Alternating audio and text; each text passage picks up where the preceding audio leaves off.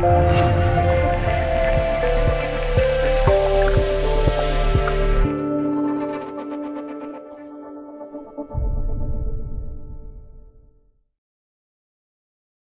几天，病房收治一名严重低血糖昏迷的患者，因就医及时，抢回了一条命。经过询问，患者并没有糖尿病，也没有服用降血糖药物，只是因为服用速效伤风胶囊而导致严重低血糖。如果糖尿病患者吃了这个药物，后果肯定不堪设想。我们的大脑完全依赖葡萄糖供应能量，一旦发生低血糖昏迷，脑组织就会受损。低血糖昏迷超过4小时，脑细胞全部坏死，变成植物人。糖尿病患者不能随便吃感冒药。6月27日，国家药品监督管理局药品审评中心发布《药审中心关于征求含可待因类感冒药说明书修订要求意见的通知》，拟将含可待因或氢可酮的阿片类感冒镇可处方药的适应症范围限制在18岁及以上成人。从这点看，感冒药是不能乱吃的，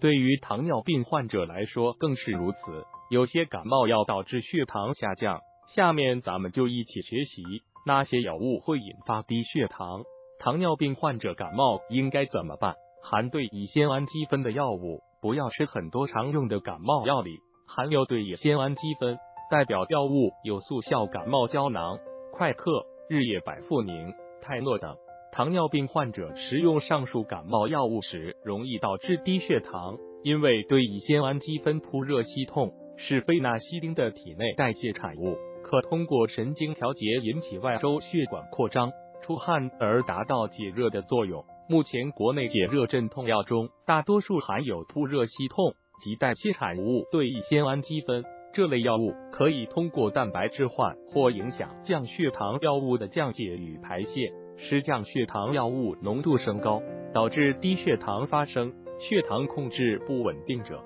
特别是常常发低血糖的糖尿病病人，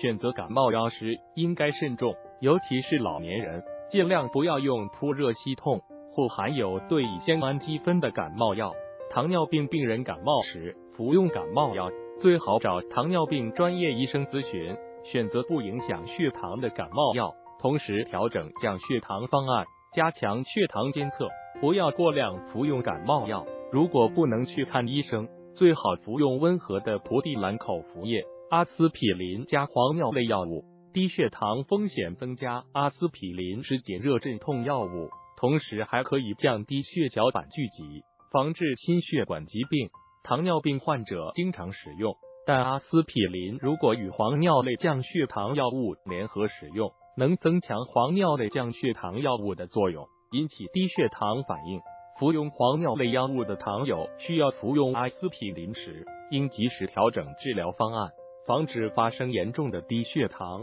止咳药易导致低血糖含可待因或氢可酮的感冒镇咳药物，可直接抑制中枢神经系统，引起心率快或慢，同时会抑制我们呼吸中枢，导致呼吸变慢变浅，影响大脑和心脏供氧。2型糖尿病病人以老年人居多，常常合并有马阻肺、冠心病、脑梗等疾病，加上老年人神经系统功能衰退、感知力差等，服用含有可待因或吗啡的止咳药会掩盖糖尿病低血糖症状，延误低血糖的治疗。此类药物会抑制呼吸中枢，诱发或加重肺部疾病和心血管疾病，所以糖尿病患者应慎用这类止咳药物，如强力枇杷露、枇杷止咳胶囊、可喘宁片、哮喘丸、可喘舒片、克咳片、消咳颗粒、止咳胶囊、定喘止嗽丸、人参保肺丸、咳痰合剂、固肠止泻丸、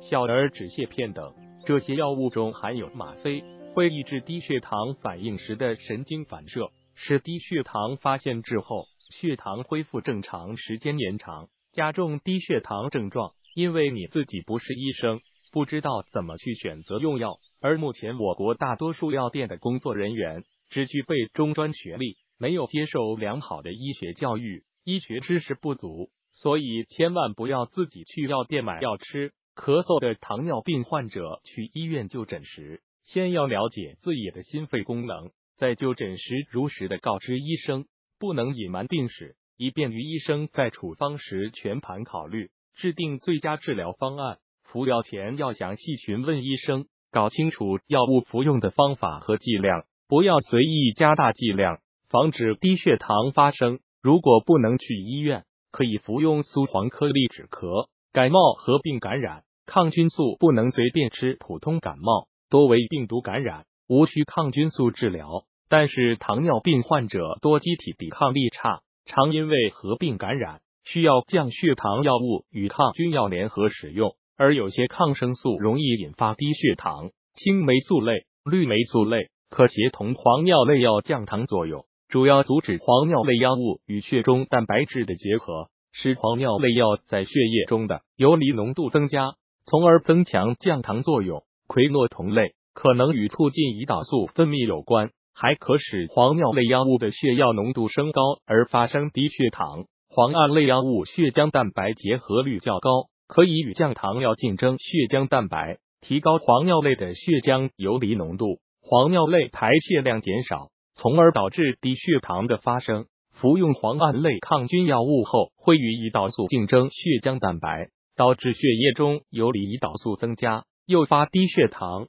糖尿病患者一定选择对血糖影响小的抗菌素，加强血糖监测，及时根据血糖调整治疗方案，防止低血糖发生。建议糖尿病患者感冒时及时去医院看病，医生会根据血糖控制情况和有无心肺基础疾病、年龄大小等，为您制定不影响血糖的治疗方案。不要随便服用感冒药，更不要随便增加药物剂量，应随身携带糖果，防止低血糖发生。动动手指，转给你身边的糖尿病患者吧。作者：向建平主任医师，作者单位：湖南省怀化市第一人民医院内分泌科国家内分泌代谢疾病临床研究中心怀化分中，新怀化市糖尿病康复协会会长。精品推荐许章荣，原中国人民解放军第306医院糖尿病基础知识100问。徐岭林北京协和医院如何驾驭胰岛素，